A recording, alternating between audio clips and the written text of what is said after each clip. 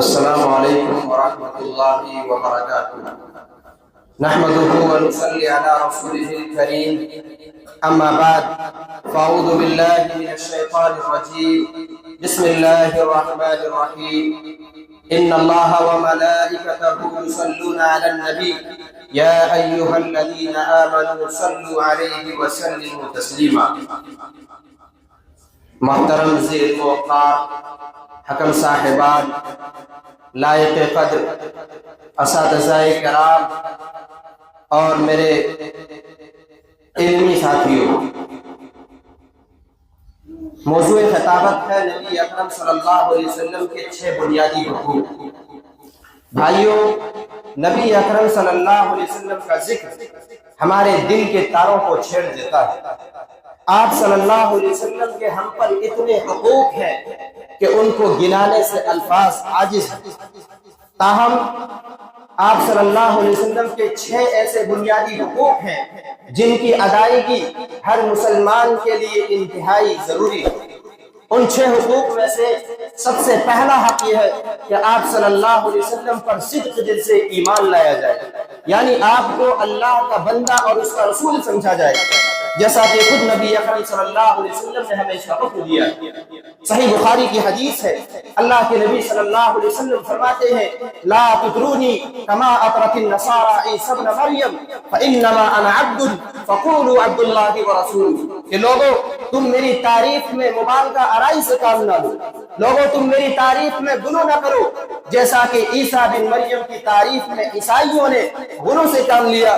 نتیجہ یہ ہوا کہ عیسائیوں نے حضرت عیسیٰ علیہ السلام کو اللہ کا بیٹا قرار دے دیا، جس کے سبب وہ گمراہ ہو گئے۔ اس لیے تم میری تعریف میں غلو نہ کرنا۔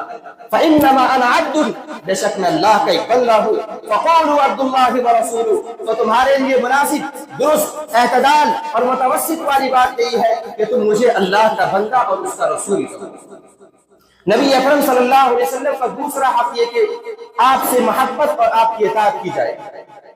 محبت کیسی کرنی ہے، اس کو بہت ہی واضح اور جامع انداز میں اللہ رب العالمین نے سورہ توبہ آیت نمبر 24 کے اندر ذکر فرما دیا ہے۔ اللہ رب العالمین کا فرمان قل ان کان آباؤکم وابناؤکم واخوانکم وازواجکم وعشیرتکم واموال اقترفتموها وتجارة تخشون کسادها ومساکن ترضونها احب الیکم من اللہ ورسولہ وجہاد فی سبیلہ فتربصوا حتی یأتی اللہ بامرہ۔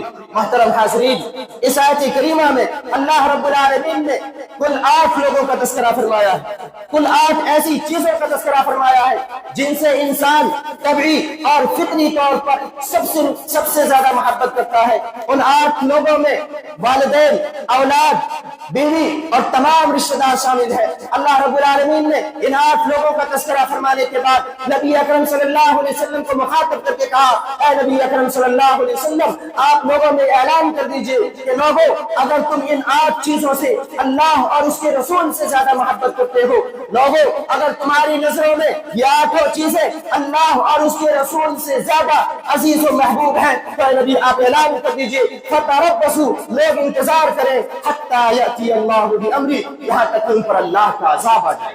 میرے بھائیوں، یہاں اس بات کی وضاحت انتہائی ضروری ہے کہ نبی سے محض زبانی محبت کا محض زبانی دعویٰ کر دینا یہ کافی نہیں ہے، بلکہ آپ کی اطاعت انتہائی ضروری ہے۔ کتنی ضروری ہے اس کا اندازہ آپ اس بات سے لگا سکتے ہیں کہ اللہ رب العالمین نے اپنی محبت کو نبی کی اطاعت پر مقید کر دیا ہے۔ اللہ رب العالمین کا فرمان قل ان کنتم تحبون اللہ فاتبعونی یحببکم اللہ ویغفر لکم ذنوبکم۔ اے نبی اکرم صلی اللہ علیہ وسلم، آپ لوگوں سے کہہ دیجئے کہ لوگوں، اگر تم اس بات کا دعویدار ہو، اگر تم اس بات کا دعویٰ کرتے ہو کہ ہم اللہ سے محبت کرتے ہیں، اگر تم اپنے اس دعوے میں سچے ہو تو فاتبعونی، میری اتباع کرو، یحببکم اللہ، اللہ بھی تم سے محبت کرے گا، ویغفر لکم ذنوبکم، اور اللہ تمہارے گناہوں کو بخش دے گا۔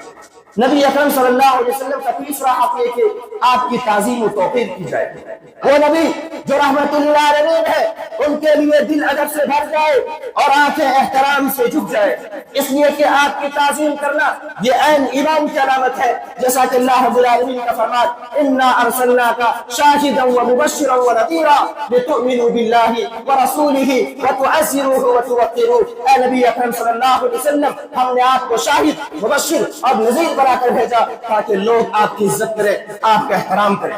اور ایک دوسرے مقام پر اللہ رب العالمین نے ہمیں اس بات کی تعلیم دی، ہمیں اس بات کا درس پڑھایا کہ ہم نبی کی تعظیم کیسے کریں. چنانچہ اللہ رب العالمین کا فرمان لا تجعلوا دعاء الرسول بینکم کدعاء بعضکم بعضا، کہ لوگوں جب تم نبی کو مخاطب کرو، جب تم نبی کو پکارو، جب تم نبی کو آواز دو، جب تم نبی سے گفتگو کرو تو اس وقت تمہارا وہ انداز اور وہ لہجہ نہ ہو جو تم آپس میں ایک دوسرے کے لیے اپناتے ہیں. نبی اکرم صلی اللہ علیہ وسلم کا چوتھا حق یہ کہ آپ صلی اللہ علیہ وسلم پر کثرت سے درود بھیجا جائے، جیسا کہ اس کی ابتدا خود اللہ رب العالمین نے کی ہے ان اللہ وملائکتہ یصلون علی النبی یا ایھا الذین آمنوا صلوا علیہ وسلموا تسلیما.